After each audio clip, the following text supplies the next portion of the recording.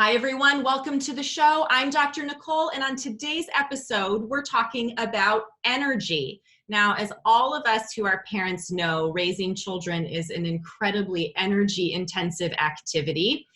Caring for infants and young children can leave us feeling sleep deprived and just pretty exhausted throughout the day. But even as kids get older and into the teen and young adult years like mine are now, the activity level involved with raising kids, the stressors with that, can leave us feeling pretty depleted sometimes from an energy perspective. I think all of us are interested in understanding how we can support and improve our energy levels, not just for ourselves, but also so that we can be the best parents that we can be to our kids. So I've invited Ari Whitten to be my guest on the show today because he is my go-to expert for all things energy related. Ari and I have been friends and colleagues for several years, and he is an amazing source of research-based knowledge, which I think is important to be research-based, and strategies for addressing energy-related issues. So he's going to share some really valuable and practical information and tips with us today. Let me tell you a little bit more about him. He is a best-selling author and creator of the Energy Blueprint System. He is an energy and fatigue specialist who focuses on taking an evidence-based approach to energy enhancement. He's also the host of the extremely popular Energy Blueprint podcast, which brings together leading experts on the subject of fatigue and energy enhancement to talk about their approach to health optimization. For the last 5 years, he's been working with the world's top fatigue experts to develop the most comprehensive program in the world on the science of overcoming fatigue and increasing energy, the Energy Blueprint. Welcome to the show, Ari. Thanks so much for having me. I'm excited to cover this topic. It's a little bit different than some of the topics that we cover on the show, which are more related to kids, although certainly we do see children with all forms of developmental and mental health issues who can have issues with energy levels. So this is certainly related to that, but I want to cover it more from the standpoint of parents, because you're a parent, you know, and I know it is an energy intensive activity, parenting is. And I think especially when we're talking about parents who have children with special needs or more significant kinds of behavior issues, it's one of the top complaints that parents have when they come into the clinic, that they're like, I'm just exhausted and I want to do all these things that you're asking me to do to help my kid, but I just don't know if I have the energy to do it. So I'm excited to cover this topic with you. Yeah, likewise. It's always a pleasure hanging out with you. When we see each other in person, we always have great conversations. And I've had you on my podcast before, and it was one of my favorite episodes. So yeah, I'm looking forward to it. So I want to start just big picture here. Let's talk about even what energy is. Because I think we use that word, we throw it around, oh, you know, my energy levels. Let's talk about really the nuts and bolts of what is energy, and then also how it can get so depleted for us.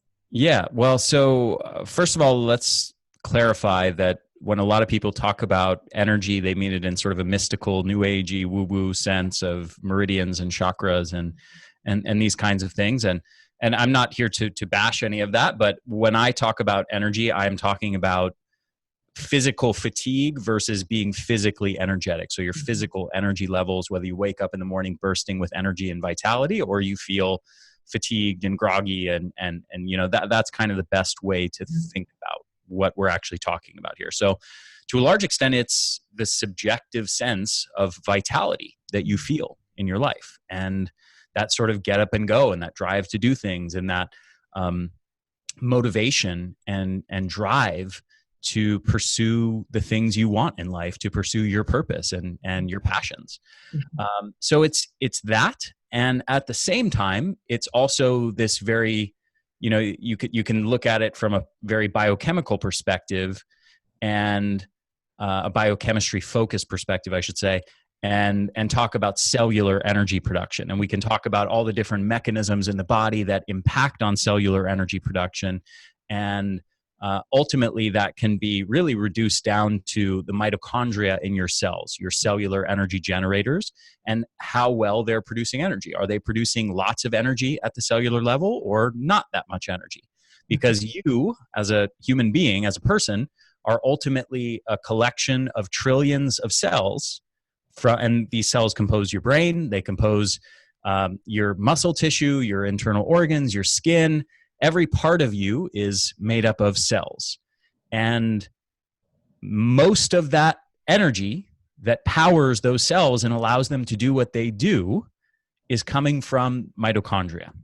And there's a whole bunch of research, especially in the last 10 years, that really is pointing to mitochondria as being not just these sort of mindless energy generators, but critical cellular components that are really providing the life force and providing the energy for all of these different organs and systems of the body to do what they do.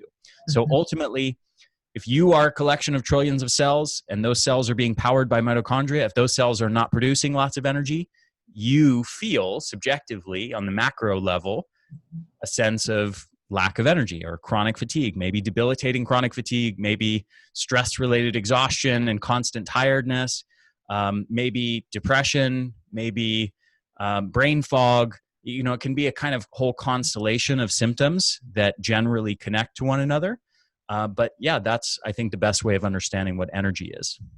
That's a great overview. And, you know, it struck me as you're talking about mitochondria. And when I use that in the clinic, it's like people will say, oh, I think I remember that from a biology class at some point. That's the powerhouse of the cell, right? And I'm like, yes, you're remembering correctly.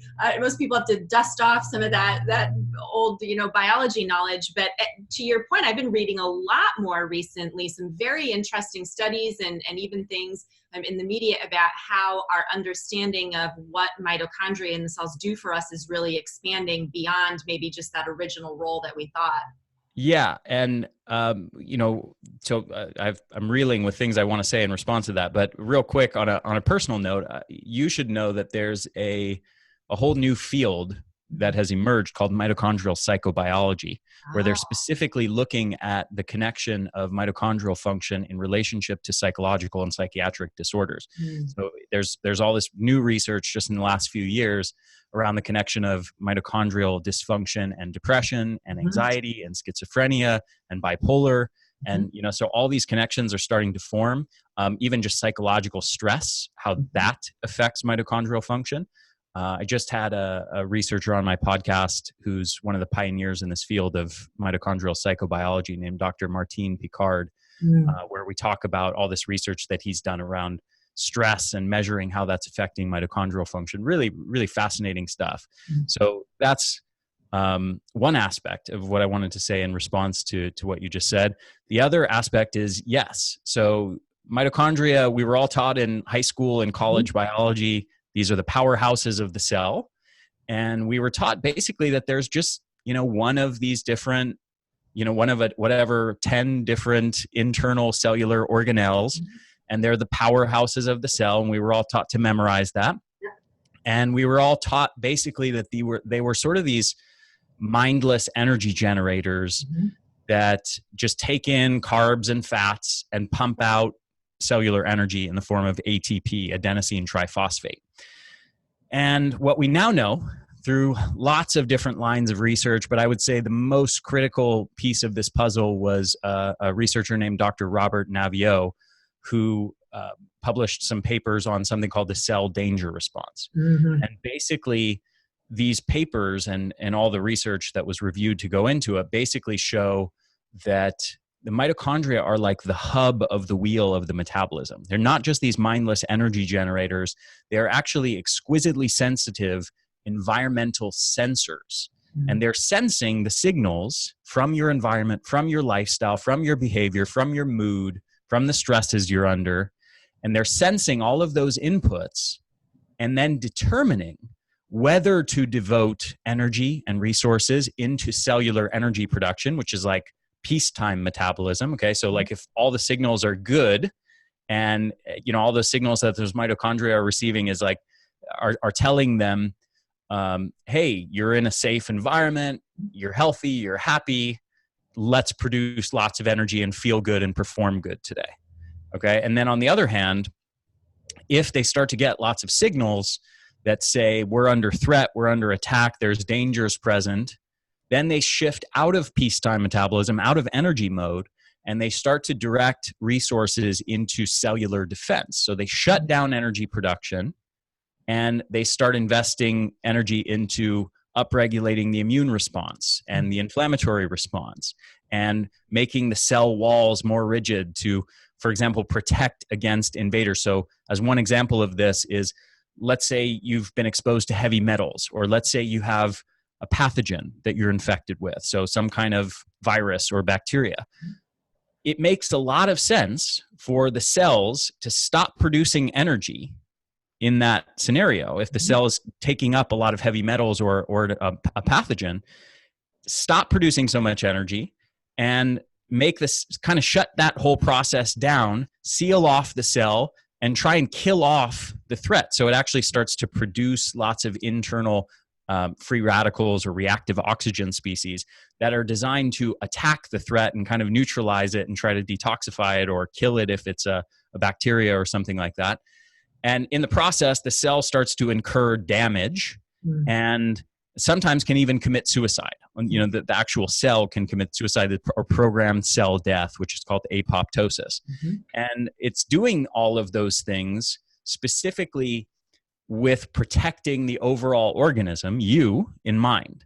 So in other words, at the cellular level, this process of shutting down energy production is an intelligent, adaptive, healthy way of dealing with threats from the environment. And it's it's something that's trying to protect you from those threats. However, one of the side effects of this is you feeling subjectively, like on the macro level in terms of your experience of life, you will feel lower energy. So you'll feel more fatigued and more sleepy more of the time. And you can think of that, I think the best way of thinking of that subjective sense of lack of energy is that my mitochondria are getting too many signals to shut down energy production and go into this protective defense mode.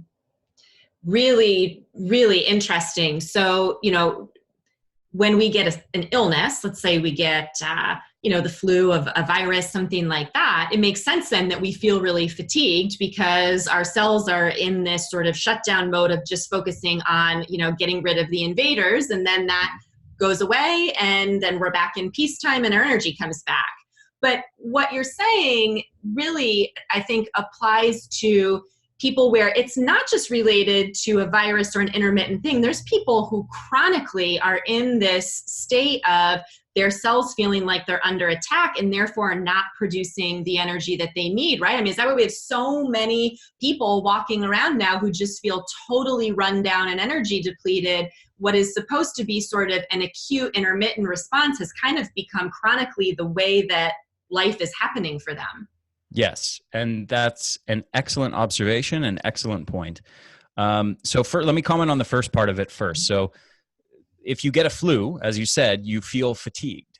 I just want to emphasize the fatigue is actually an intelligent, adaptive response that is helping you.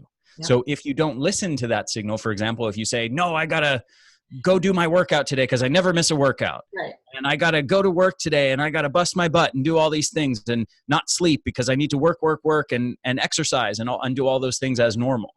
Well, if you do those things and you push and you don't listen to that signal of fatigue, all you're going to do is get even sicker, get more severe symptoms, and it's going to prolong the sickness. You're basically fighting against your body. Your body's trying to direct resources away from physical and mental expenditures of energy, and it's trying to direct resources into defending against the threat. And so the best thing you can do is listen to that and rest, right? And so the more you fight against that and force your body to direct resources to things other than fighting off the threat, the more you're prolonging the illness, right, and making it more severe. So that's the first part. The second part of what you said is also true, which is that there are this is not just an acute thing. It's sort of designed as our body's way of dealing with acute stressors. But in the modern world, we have so many sources of chronic stressors that ultimately two things can happen. So one thing is you just have chronic sources of stress in your life that are chronically sending the signal or various kinds of signals to your mitochondria to shut down energy production. So you chronically feel fatigued. So whether that's psychological stress whether that's a poor diet, whether it's sometimes you can have chronic infections, sometimes you can have gut related issues such that you have something called endotoxin leaking from bacteria in your gut chronically into your bloodstream that's causing chronic inflammation. We know that chronic inflammation is itself a signal to shut down mitochondrial energy production. So any source of chronic inflammation, whether it's chronic psychological stress, whether it's sleep deprivation, whether it's poor diet, whether it's gut-related problems, all of those things ultimately get translated in your body into increased inflammation and various other kinds of signals that shut down mitochondrial energy production. So you can have that. It's also possible to have such severe dysfunctions that this is a bit more complex and technical. I almost hesitate to get into it, but I'll mention it briefly. Your body it's possible for the body to get locked into a chronic cellular defense mode unnecessarily. So even after the stressor has been removed, the body kind of stays in this protective defense mode state and never really shifts back into peacetime metabolism, even though the stressors may have been removed. And sometimes this can happen like with severe psychological trauma. Sometimes it can happen with a chronic infection that, oftentimes that's a trigger for people to go into chronic fatigue syndrome, debilitating chronic fatigue syndrome. They may be, what's a really common mix of factors is like they're hardworking, type A, very driven personalities, always pushing and not sleeping enough, not doing enough self-care. And then they get some kind of infection, maybe Epstein-Barr virus, mononucleosis or something like that. And then they're just never the same after that. They became debilitated, and it's going on years now of being in this debilitated state. So if you have a severe enough, usually a mix of several different kinds of stressors that really overwhelms and traumatizes the system, especially the mitochondria, it seems to be possible for them to be sort of locked into this defense mode for a very prolonged period of time. Yeah, it makes total sense that would happen. I think what's frustrating for so many people is, when they are having these kinds of concerns or symptom complaints, they're fatigued all the time. They feel like they have, no physical energy to do things. Even from an emotional energy and motivation standpoint, it's like fighting to try to get through things. They're experiencing these things, and they bring the concerns, to maybe their primary healthcare provider or whoever they're working with. And I find it takes a lot for people even to raise that, with their healthcare provider. But when they do, often what I hear is that they feel very frustrated because they're just sort of patted on the head and told, well, you're a mom of kids, you have these things, like, you're going to be tired, that's normal. Or, well, you just need to eat better and make sure that you sleep more. I mean, people, I think, in general, feel very minimized when they raise these kinds of energy-related concerns with their practitioners. And I think that leaves people feeling like, well, this is just how it is, right? This is just how it is. There's nothing that can be done, for this. So that's sort of been my experience in talking with patients and families. Does that resonate? Do you hear the same kinds of things? Yes, absolutely. I think there's one more layer to it, which is the whole thing of chronic lack of energy, chronic, everybody waking up tired, everybody feeling low energy, everybody needing coffee to get going in the morning, has become ubiquitous. And because it's so common, it's so typical, it's actually been normalized. Yeah. People have come to accept being chronically low energy as normal, and it's not. And so this is the thing. It's because it's so common. Yeah, you can go to a doctor and they hear it all the time. It's like everybody they see is complaining of fatigue. I mean, they're like, I'm tired too. Yeah, exactly. And they are, and we know that burnout and depression and suicide are extremely common among physicians. So they're like, yeah, I'm tired too, but you don't see me complaining. I'm here pushing and working hard, right? And so that's the cultural environment that all of this exists in. But yeah, it's not that it's normal. It's that the society and the lifestyle that we're living is fundamentally at odds with what our biology is designed for and what it needs to function optimally and produce energy optimally. So the ideal here shouldn't be to just normalize it and say, yeah, that's the way it goes. Sometimes we get tired in life and, just push through it and keep going. We should be able to understand, and that this is really what my work is all about, is what is the blueprint of factors and, in the environment at the lifestyle level that lead to high energy levels and optimal function of your brain and your body and your mitochondria. And what is the blueprint of factors that leads to chronic fatigue and low energy levels, and oftentimes brain fog and depression and anxiety and sleep deprivation and chronic overwhelm and chronic feelings of stress-related exhaustion and ultimately chronic fatigue syndrome. So, if you have the maps of what those two scenarios look like, you can figure out what you need and what's causing that situation.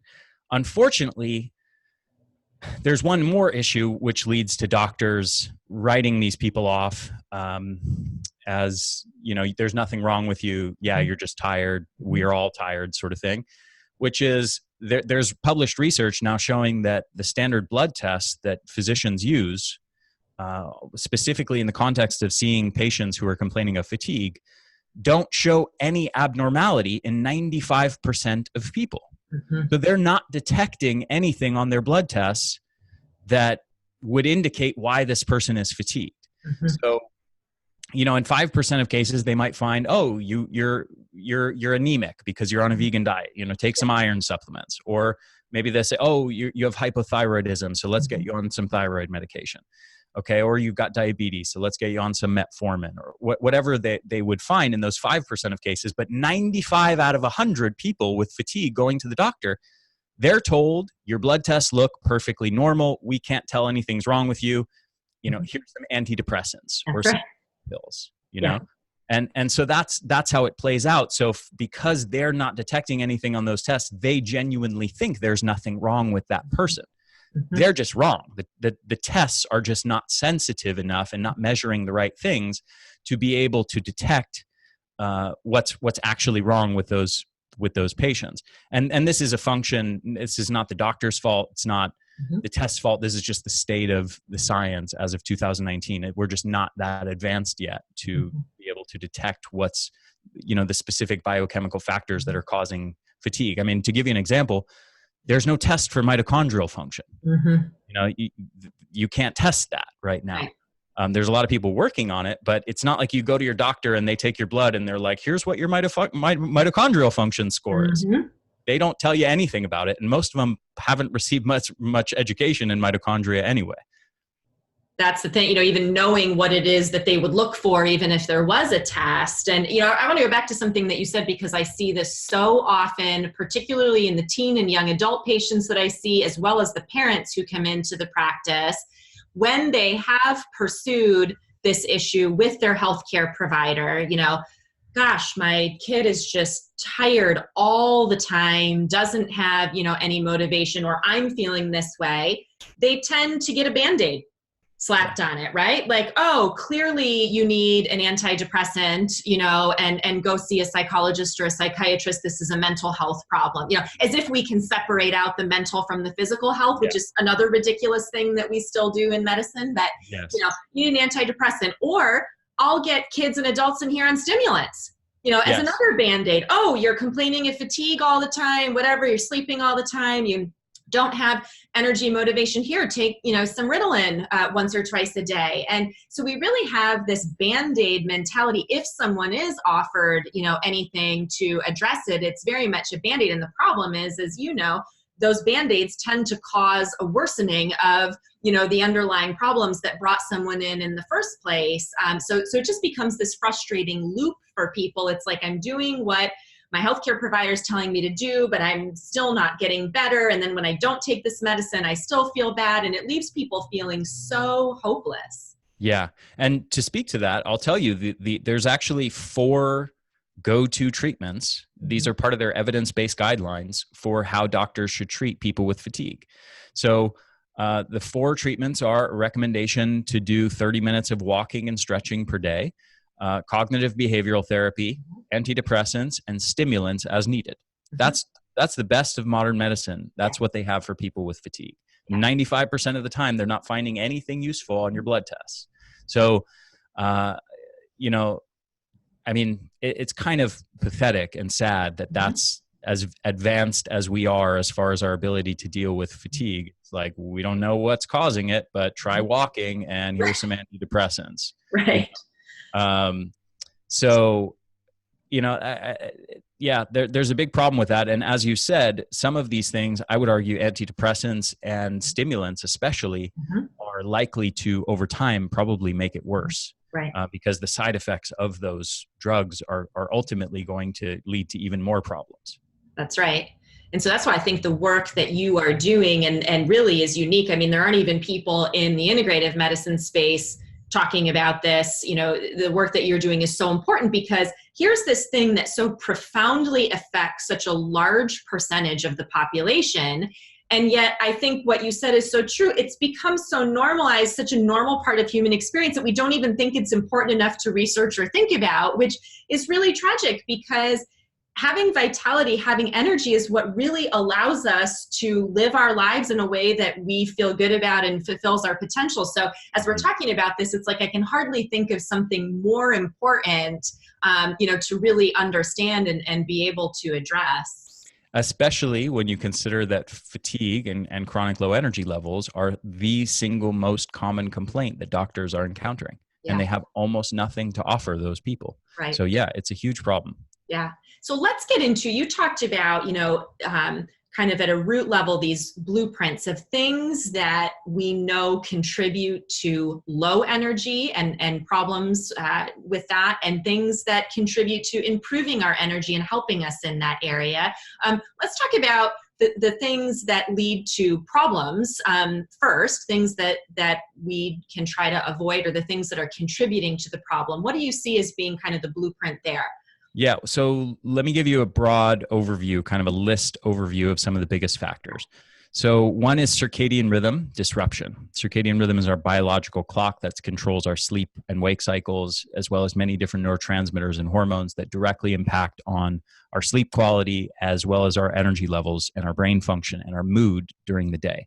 So that's one big factor. I'll leave, there's 5 hours of conversation that we could have just on that topic alone, but we'll leave that aside for now. Nutrition, obviously huge. I'm going to leave that one alone for the most part, because most people have heard, have some sense of how to eat a good diet. Even if they're not doing it, they've at least heard some of the basics there. We know obviously something like exercise is very important. Being sedentary is a big factor. But there's many other factors that are much less common. So things like light exposure. Light has profound effects on human physiology. There's 5 different wavelengths of light that we get from the sun that are bioactive, that we basically are like nutrients. The same kind of thing as like we get nutrients from consuming food, we get nutrients from consuming light. And these things impact our neurotransmitter levels, they impact our hormones, they impact our mitochondrial function in profound ways.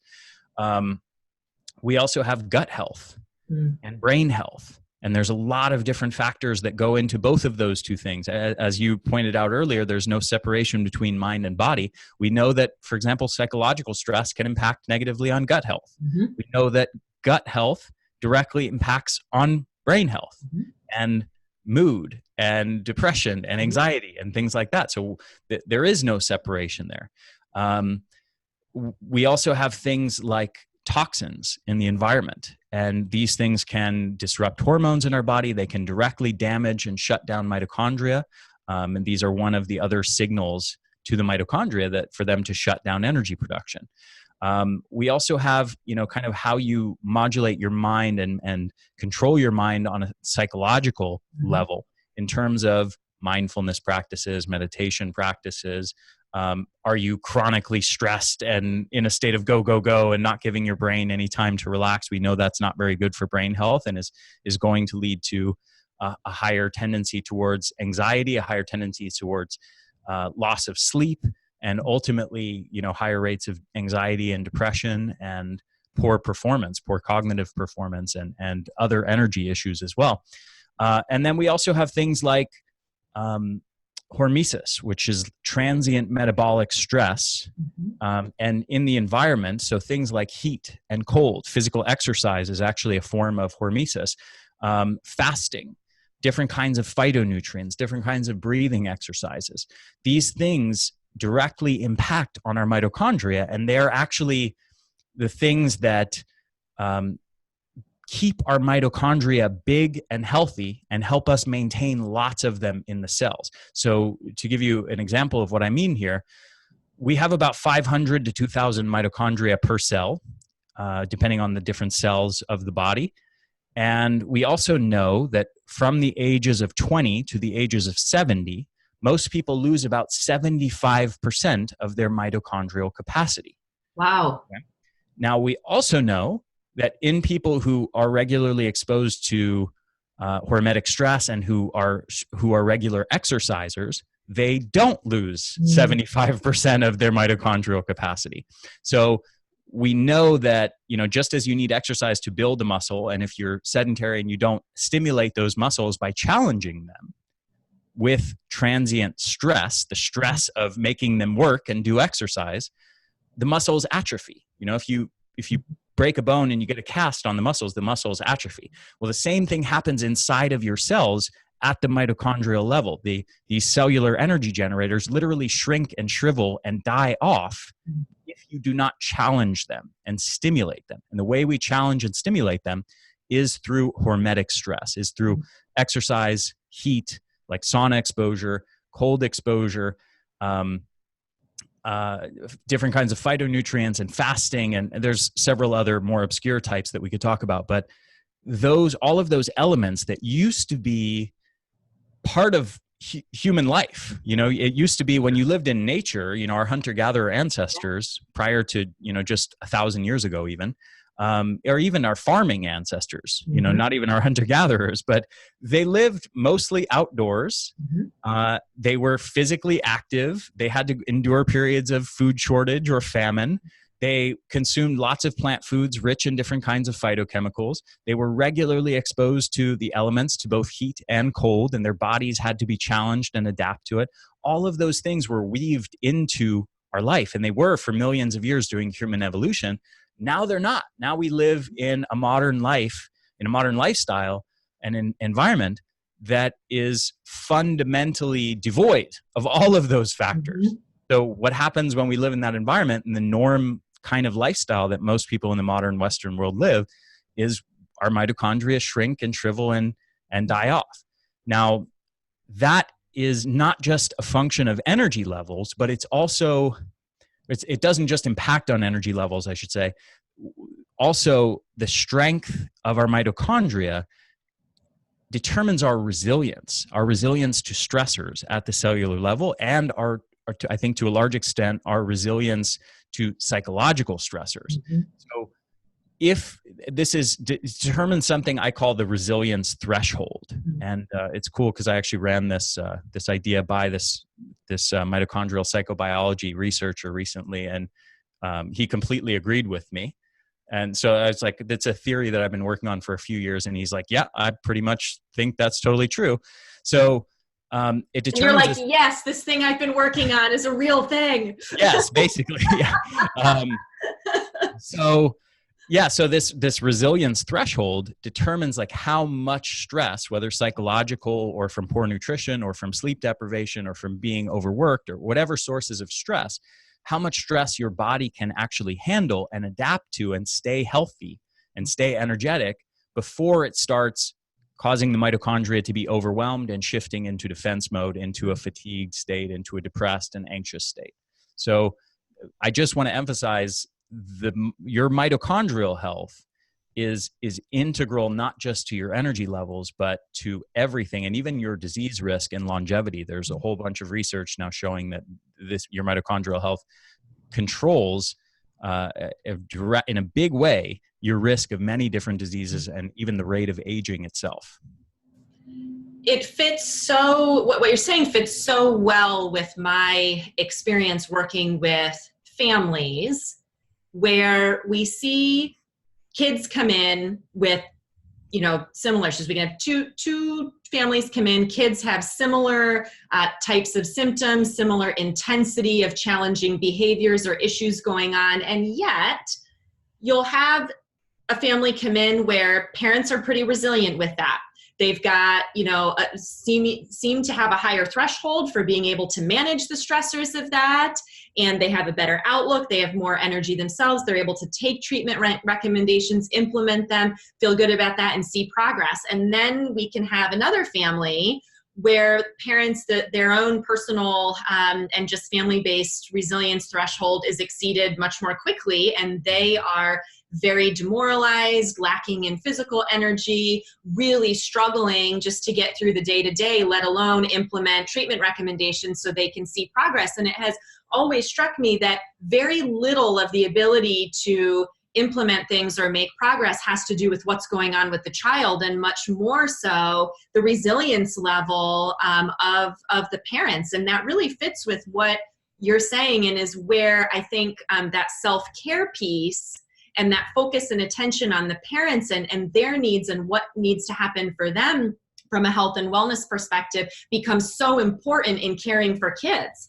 Because Yes. when you're caring for, a pediatric population, where the rubber hits the road is with the parents or the adults' ability to understand and implement things. And so we really have to work first with parents when they are struggling with this stuff so they can do the things for their kids. And that's really what fitting in my mind as you're talking about this. I'm like, yeah, I have really experienced that. Mm-hmm. Yeah, what you said is spot on. I want to just emphasize that even more and say, this is something I perceive a lot. I think there's a lot of people who, especially if they've got kids that they're taking care of with special needs or anything like that, there's a lot of people and parents who become like caretakers, Mm-hmm. and they get very attached to a narrative of, I don't have time to take care of myself because I need to care for someone else. Mm-hmm. And it's noble, it's beautiful, but it's totally counterproductive and misguided. Yeah. So here's the reality of the society we live in. About 80% of people are headed towards obesity, being overweight, obese, diabetic. Mm-hmm. 80%. Okay. This is the vast majority of people. 1 in 2 or 1 in 3 people, depending on if you're a man or a woman, will have cancer. Mm-hmm. 1 in 2 roughly are going to have cardiovascular disease. A huge percentage are going to have neurological disease. A huge percentage are going to die young from heart attacks and strokes. The list goes on. Autoimmune diseases are becoming an epidemic. Depression and anxiety are becoming an epidemic. So many more chronic diseases are emerging all the time. Chronic fatigue syndrome, stress-related exhaustion, burnout. These things are happening to more than 50% of the population. Okay, so what my point is, if you do not take massive action to take care of yourself and not live the norm of modern day Western lifestyle habits, you're pretty much guaranteed to have some kind of debilitating chronic disease. Yeah. Who are you going to be taking care of when you are debilitated with a chronic disease? Okay. People are now taking care of you. You're not taking care of other people. Mm-hmm. So the first thing that you need to do if you want to be there for your kids is you need to take care of your own health. You need to take care of your own energy, your own gut health, your own hormonal health, your own mitochondrial health, your own brain health. Mm-hmm. And if you take care of that first and foremost and you build those habits, that is what's going to allow you to have the reserve left over to really give to your kids. Mm-hmm. And if you don't have that, if you don't have any reserve, you're going to be in a chronically stressed state. You're going to be, to be honest, a crappy parent, because you're not going to be in a good mood. You're not going to have the energy. Everything is going to feel like a struggle and an annoyance to you. So I want to really encourage everybody listening to this who's in that state of overwhelm and who's chronically overworked and feels just chronically stressed out and has no energy. The first step in resolving this is self-care. Mm-hmm.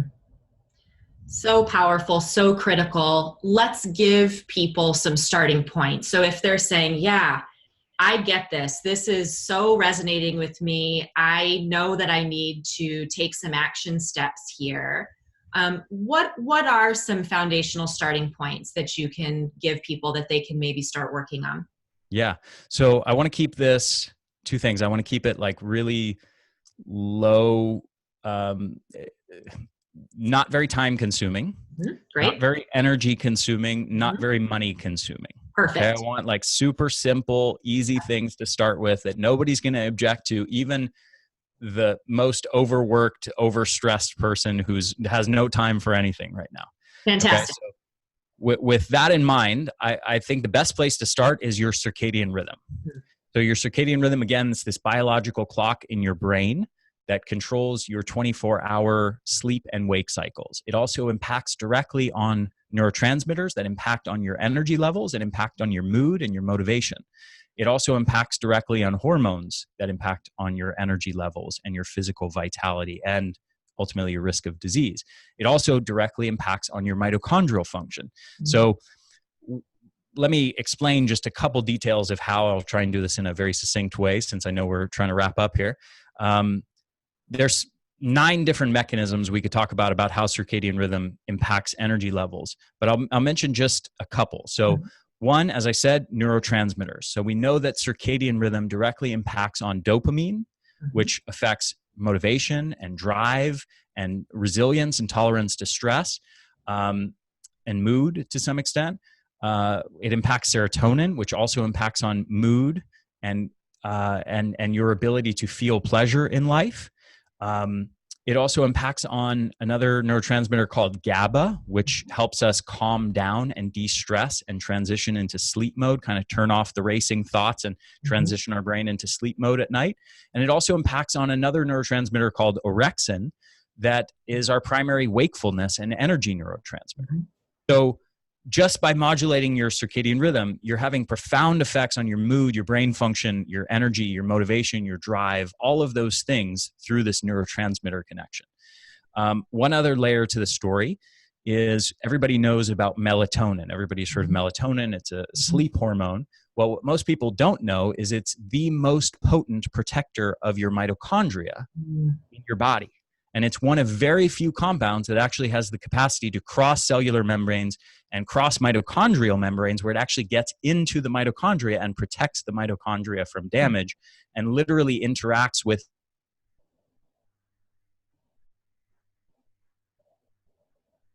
the system and detoxification defense system to build up those internal antioxidants, which is ultimately the main thing that protects these mitochondria from damage and allows them to function well.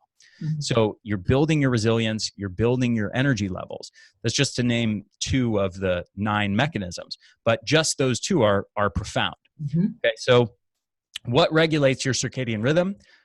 There's a number of things: light, movement, food intake, and temperature are all what are called, we use this German word in the science. I have no idea why this got popularized, but in all the scientific literature, they use the term Zeitgebers, which mean circadian rhythm signalers or factors that affect the circadian rhythm. The primary one is light. That's the single most important one. So light penetrates into your eyes, feeds back through neurons directly into this part of the brain called the suprachiasmatic nucleus, where the circadian rhythm, the circadian clock is. Again, that affects all these neurotransmitters and hormones and mitochondria. And that light, the timing of it, is critically important. So it's specifically blue wavelengths of light. So for example, a blue sky, if you see a blue sky, that's blue wavelengths of light entering your eyes. Those blue wavelengths of light, to some extent green wavelengths also, penetrate in your eyes and give that signal to your circadian clock. It's daytime, the time to be awake, alert, active, and energetic. Okay? So first of all, one key tip that I want to give everybody is morning bright light exposure. Ideally, get outdoors and look at a bright sky or look directly at the sun if it's just around sunrise within the first half an hour after you wake up. You live in a place, if you wake up 2 hours before the sun rises, or you live in a place like the Pacific Northwest where it's foggy and overcast for part of the year, get a bright light therapy device. okay, and look at that bright light therapy device within the first half an hour after waking. Mhm. We know that this has a profound effect on neurotransmitter levels and mood and motivation, and can help people overcome depression, for example. Mhm. So morning bright light exposure, that's what sets the circadian rhythm. It's going to affect mood, it's going to affect brain function and energy levels. It's also indirectly going to affect sleep quality as well, because the stronger your circadian rhythm is, think of it, there's two sides of this coin. One is energy and the other is sleep. Mhm. Energy and sleep are connected by the circadian rhythm. So the stronger your circadian rhythm habits are, the more energy you're going to have during the day, and the deeper sleep and the better sleep that you're going to have at night, which ultimately creates a virtuous cycle that keeps feeding into better mood, better brain health, better gut health, better cellular regeneration, better mitochondrial health. All of those things get better and better as a result of that virtuous cycle. So that's one layer to the story. The other one I'll mention is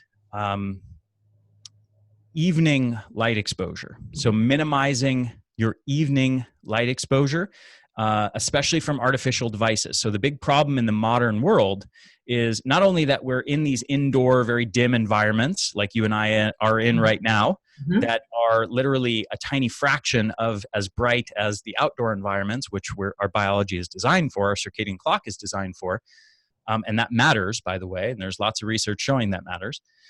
At the same time, we also live in an artificially lit world where we have cell phones and computers and TVs and indoor lighting and car lights and street lights and all these sources of external man-made light. Guess what those lights have lots of? Blue and green wavelengths that shouldn't be entering our eyes after the sun goes down. From an evolutionary perspective, we didn't have lots of blue light entering our eyes after the sunset. So all of these sources of light now penetrate our eyes, are giving the signal to our brain, it's daytime, the time to be awake, alert, active, and energetic. The problem is they're giving it at the wrong time of day, which disrupts our circadian rhythm, and it disrupts all those neurotransmitters and hormones and mitochondrial function that I mentioned before. So one of the other key pieces of the puzzle is minimizing your exposure to artificial light at night, at least for an hour or two before bed. Obviously, you could go to the extreme of not using any devices and having candle lights in your house, but wearing blue and green blocking glasses is critical. Now, in addition to that,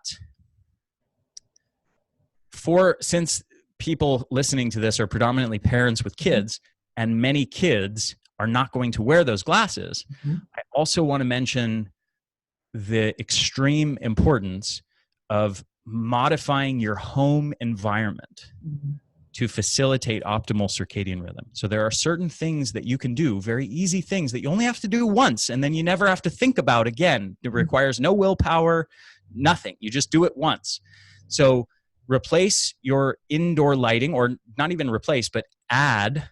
You can just add a few light sources that you're going to use in the areas you spend time in the evening. So what I recommend is like a simple lamp that sits on a desk, or you can use a stand-up lamp of various kinds, but get an incandescent bulb. So you want the old incandescent, like the Edison style incandescent bulbs that glow with that orange glow. The spectrum of that glow mimics candlelight or firelight. That's what our biology is designed for. Very, very little blue and green, lots of orange and red and infrared light. That is what allows for the release of melatonin from our brain in the evening to make sure that we sleep well. And as I said before, that melatonin is critical for the protection and repair and regeneration of our mitochondria, your energy levels. Okay, so sleep and energy is being affected by the wavelengths of light that are coming into your eyes in the hours before you go to bed. There's research showing that exposure to typical indoor lighting prior to bed suppresses melatonin secretion by about 50%.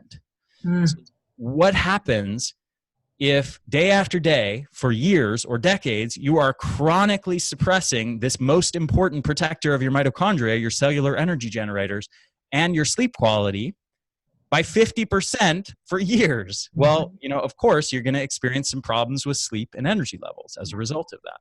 You're going to accumulate some damage and dysfunction at the mitochondrial level. So if you modify your home environment, get incandescent bulbs, switch off your normal LEDs and fluorescents, just turn on the incandescents in the evening. So you want it to mimic like firelight or candlelight. You want it to be a little dim. You don't want it to be as bright as daytime lights are. Okay. And eventually it'll grow on you. You'll actually like the ambiance of kind of this orange glow. And then in your bathroom, get rid of the fluorescents that are there, or add incandescent bulbs or red bulbs in the bathroom. They can be LED or fluorescent, or I still recommend incandescent, honestly, there's another aspect of light called the flicker that also is a factor. But if you get dim red lights, or at the very least just one incandescent bulb that you use in your bathroom at night when you're taking a shower, brushing your teeth, not want to flip on your bright fluorescent lights above your mirror in your bathroom. Bad idea, gonna suppress melatonin within a matter of seconds. And your bedroom. So switch out the lights in your bedroom to dim incandescent. You can go all the way with red if you can function like that. Simple red little bulbs. And if you do that, if you modify this environment in your bedroom, in your kid's bedroom, in the bathrooms, in the areas that you spend time in at night, you're literally modulating your child's hormonal levels that are directly impacting on their sleep, their brain function, their mitochondrial health, that are impacting their disease risk, their risk of anxiety, depression, all of these different things. You're setting them up for a lifetime of health with this one simple little thing, right? So, yeah. So those are a couple quick tips that I'll give to parents that are easy to implement. You never got to think about them again once you do them. Well, and it's fantastic because you don't have to try to get your kid to do anything. You just make the changes with the bright light in the morning for yourself, for your child, and then with the different light bulbs in the evening. Such simple things. And really, I learned quite a bit from you just now about how profound a difference that can make. So I really encourage everybody to implement those things. And I know you've got such a wealth of additional strategies and tips and information that you've got available for people. Where's the best place for people to go to learn more about you and the work that you're doing, and to get more strategies from you? Yeah, well, thank you. I definitely do have a whole lot more strategies. It's just scratching the surface. The best place to get it would be the energyblueprint.com/masterclass. People can opt in for a little webinar and get even more tips. And then they can purchase the Energy Blueprint program, which has literally over 100 more tips like the 2 I just gave there. Yeah. So yeah, it goes really deep, and not that everybody has to implement all 100 of them by any means. You can take 5 or 10, and just those 5 or 10 can make a huge difference in your life. But it also gives you this blueprint of the whole web of factors that influences your energy, and allows you to basically say, okay, these are my key problem areas. I'm going to focus on 5 or 10 strategies in these 2 areas. I'm going to forget about the other 5 areas, just focus on these. Those are my big issues. And if you just implement strategies to change your key factors that are driving your sleep and energy issues and your mood issues, just that in itself can be life transforming. So yeah, the energyblueprint.com/masterclass. Excellent. And we'll make sure that those links are in the show notes too, so it's easy for you to click on and access. And I highly encourage you to take advantage of that masterclass, and to just start with what Ari talked about today with the simple strategies for circadian rhythm. Start there. Don't get overwhelmed by it. Just start with these simple things. Notice the difference that it makes for yourself and your kids, and then go from there. Ari, such amazing information. I always learn so much every time we talk, and I know that people will find this episode immensely helpful. So thank you for taking the time to be here with us today. Yeah, thanks so much for having me on, Nicole. I really enjoyed it. All right, everybody. Thanks to you for listening to the show today, and we'll see you next time for our next episode of the Better Behavior Show.